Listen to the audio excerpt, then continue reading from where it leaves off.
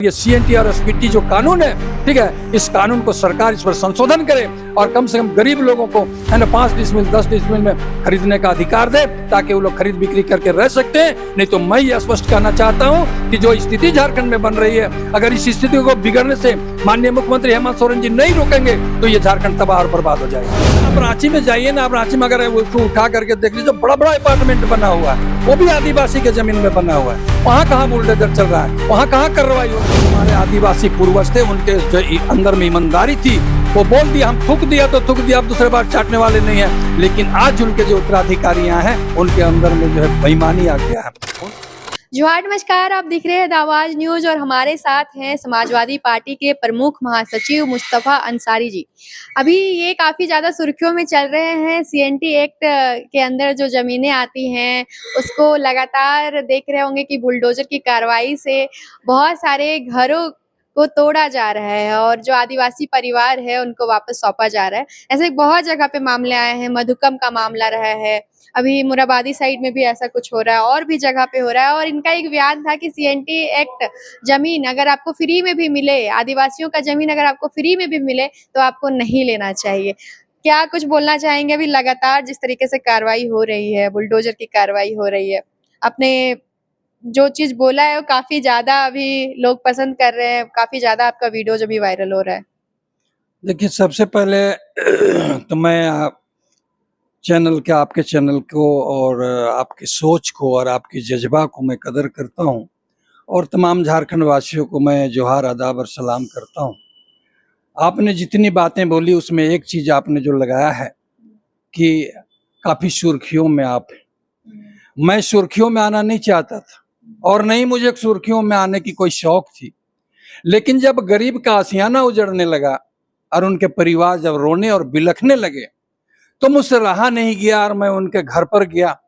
मैं एक ही बात बोला कि मैं तो कुछ नहीं कर सकता हूं, लेकिन आपके दुख में, आपके दर्द में, आपके इस विपत्ति के घड़ी में मैं आपके साथ हूं।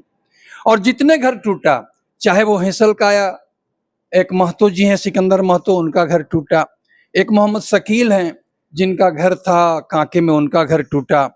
फिर दूसरा आपको इटकी में जी टूटने की बात थी, लेकिन इटकी वालों ने थोड़ा सक्रियता दिखाई तो वहां घर टूटने से बच गया। अभी 9 तारीख को टूटने की बात थी, एक इम्तियाज अंसारी हैं, उनको भी सीओ का नोटिस, कांके सीओ का नोटिस मिल चुका है और 9 तारीख को उनका घर टूटना था। लेकिन पता नहीं हम लोगों का मीटिंग वीटिंग देखे या जो कुछ भी हुआ, अभी तक तो टूटा नहीं है। आज भी मैंने उनसे फोन से बात किया है तो अभी तक उनका घर नहीं टूटा है। तो मैं इसलिए जो है इस बात को उठाना चाहा और मेरे मन में एक बात ये आई कि अगर महात्मा गांधी भी अगर सोचते कि हम क्यों आगे बढ़े, तो मैं समझता हूँ कि ये देश आजाद नहीं होता। लेकिन आज जो स्थिति उत्पन्न हुई है पूरे झारखंड में और जो हम लोग को देखने को मिल रहा है, ये बहुत ही दर्दनाक और हृदय विदारक है। और जो हमारे आदिवासी भाई के जो पूर्वज गुजरे हैं और उन लोगों ने जिस उम्मीद से लोगों को बसाया था, उनका उम्मीद को लोगों ने जो है, उन्हीं के पूर्वजों ने और इस सरकार ने उनका उम्मीद को चकनाचूर कर दिया है। और वो लोग आज भी दर दर की भटक रहे हैं, मारे मारे फिर रहे हैं। शकील की बीबी जब रो रही थी तो मेरा भी आंख से आंसू निकल गया। बिल्कुल उनका घर को तोड़ करके बुलडोजर से बराबर कर दिया गया।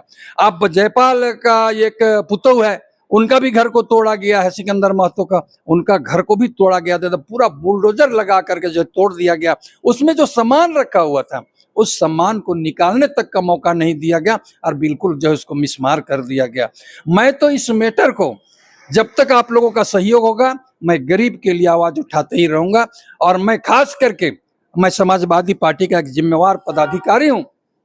हमारे जो है 37 MP हैं लोकसभा में, 13 राज्यसभा के मेंबर हैं, 150 के लगभग जो है आपके विधायक हैं। मैं जाऊंगा और हमारे जो राष्ट्रीय अध्यक्ष अखिलेश जी, उनके सामने मैं इस बात को रखूंगा और मैं पार्लियामेंट में इस बात को उठाऊंगा कि झारखंड जल रहा है, झारखंड के लोग मर रहे हैं, झारखंड के लोगों को घर से बेघर किया जा रहा है, झारखंड के लोगों को उजाड़ा जा रहा है। इस पर जो है कि महामहिम राष्ट्रपति महोदय आप भी गौर करें, हमारे प्रधानमंत्री गौर करें और ये आवाज उठाने के लिए हमारे जो सांसद हैं, उन सांसदों को मैं मजबूर करूंगा, ताकि आप एक जनप्रतिनिधि है और झारखंड जल रहा है, झारखंड के लोग रो रहे हैं और इनका घर को तोड़ा जा रहा है पूरे झारखंड में। अभी झारखंड का आप सर्वे कराएंगे तो मैं समझता हूँ करोड़ों आदमी झारखंड में घर और मकान, छोटा छोटा घर और मकान बना करके रह रहे हैं। इनका जो आशियाना उजाड़ा जा रहा है, तो क्या जो है हमारे माननीय दशम गुरु शिबू सोरेन जी ने इसी दिन के लिए आंदोलन किया था कि झारखंड जब अलग होगा तो झारखंड में जो बसने वाले लोग हैं,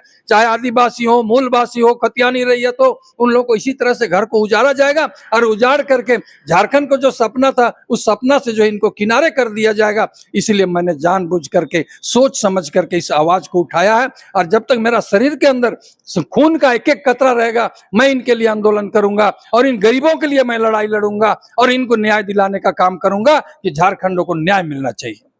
आपकी नजरों में जो भी लोग आदिवासी जमीन को आज खरीदे चाहे आज से पहले खरीदे, क्या वो लीगल है या इलीगल है? देखिए, उस समय लीगल था। कब लीगल था? जब हमारे आदिवासी पूर्वज थे, उनके जो अंदर में ईमानदारी थी, वो बोल दिया, हम थूक दिया तो थूक दिया, अब दूसरे बार चाटने वाले नहीं है। लेकिन आज उनके जो उत्तराधिकारियां हैं, उनके अंदर में जो है बेईमानी आ गया है, उनके अंदर में लालच आ गया है, इसीलिए उनको उजाड़ा जा रहा है।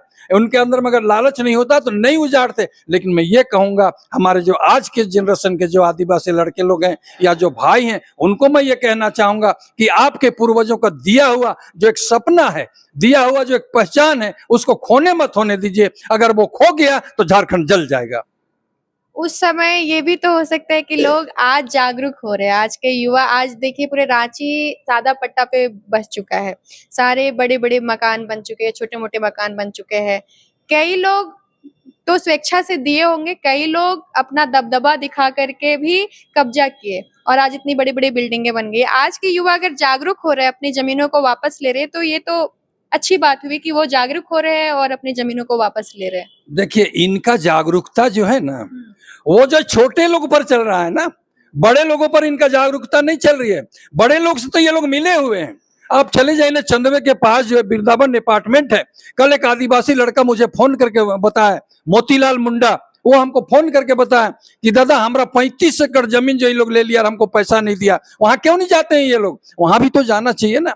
इसलिए मैं कहना ये चाहूंगा आपके माध्यम से, और तमाम झारखंड वासियों को मैं ये कहना ये चाहूंगा कि आप पेड़ के नीचे रह लो, तिरपाल बना करके रह लो, गुंटी बना करके रह लो, ठीक है, लेकिन आदिवासी का जमीन अगर फ्री में भी देता है तो आप उस जमीन को मत खरीदो। इसलिए कि जब उस पूर्वजों का सोच कुछ और था, आज जो लोग हैं उनका सोच कुछ और है, और कल जो होंगे उनका भी सोच और कुछ बदल जाएगा। तो सोच सकते हैं कि आज वो कानूनी कार्रवाई कर रहे हैं, कर तो मार काट भी शुरू कर देंगे। अभी हमने देखा है कि जमीन जो है कहीं पर दखल देहानी के लिए पुलिस गई हुई थी, वहां पर जो टांगा और फरसा लेकर के लोग जा रहे हैं, ये क्या है? ये आने वाले दिन के लिए, झारखंड के लिए शुभ संकेत नहीं है।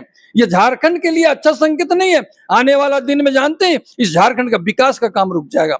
इस झारखंड का और भी जो आगे बढ़ने की जो रणनीति बनाई है हमारे जनप्रतिनिधियों ने और जनता ने, वो रुक जाएगा। इसलिए झारखंड को बर्बाद होने से लोग रोके, और ये सीएनटी और एसपीटी जो कानून है, ठीक है, इस कानून को सरकार इस पर संशोधन करे और कम से कम गरीब लोगों को है ना 5 डिसमिल 10 डिसमिल में खरीदने का अधिकार दे, ताकि वो लोग खरीद बिक्री करके रह सकते हैं। नहीं तो मैं ये स्पष्ट करना चाहता हूं कि जो स्थिति झारखंड में बन रही है, अगर इस स्थिति को बिगड़ने से माननीय मुख्यमंत्री हेमंत सोरेन जी नहीं रोकेंगे तो ये झारखंड तबाह और बर्बाद हो जाएगा।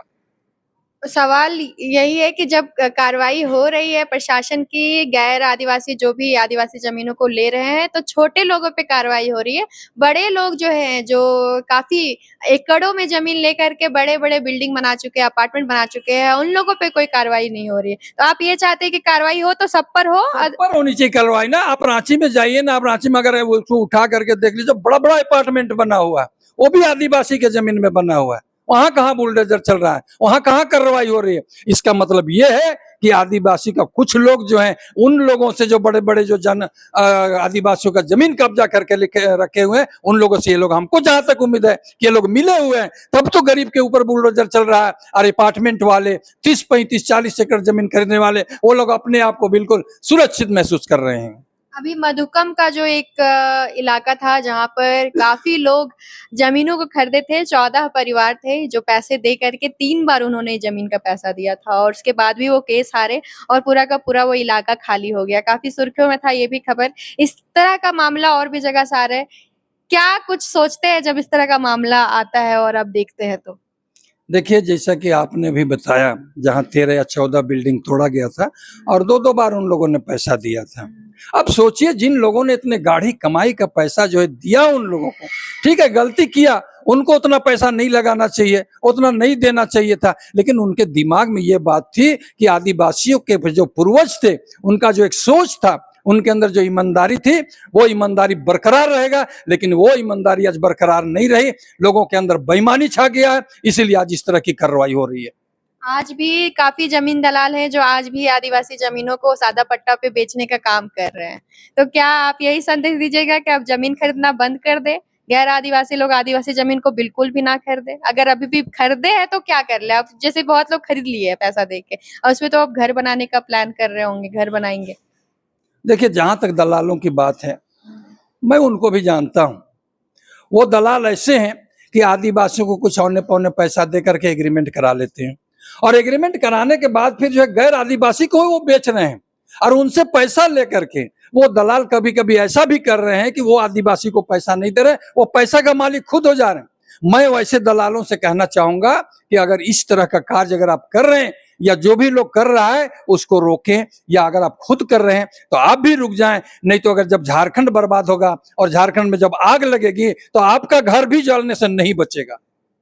चलिए, तो लगातार सीएनटी एक्ट जो कानून है वो आदिवासी जमीन को बचाया जा सके इसके लिए कानून बनाया गया, लेकिन इसका जब दुरुपयोग होता है और इसकी जो मार होती है वो गरीब लोगों पे जब पड़ती है तो इसी का एक जो तकलीफ है वो बयां कर रहे हैं। जैसे कि इन्होंने बताया कि ये जब गए कुछ परिवारों से मिले जो बहुत मुश्किल से जमीन खरीदे होंगे, घर बनाए होंगे और उन लोगों के घरों को तोड़ दिया गया।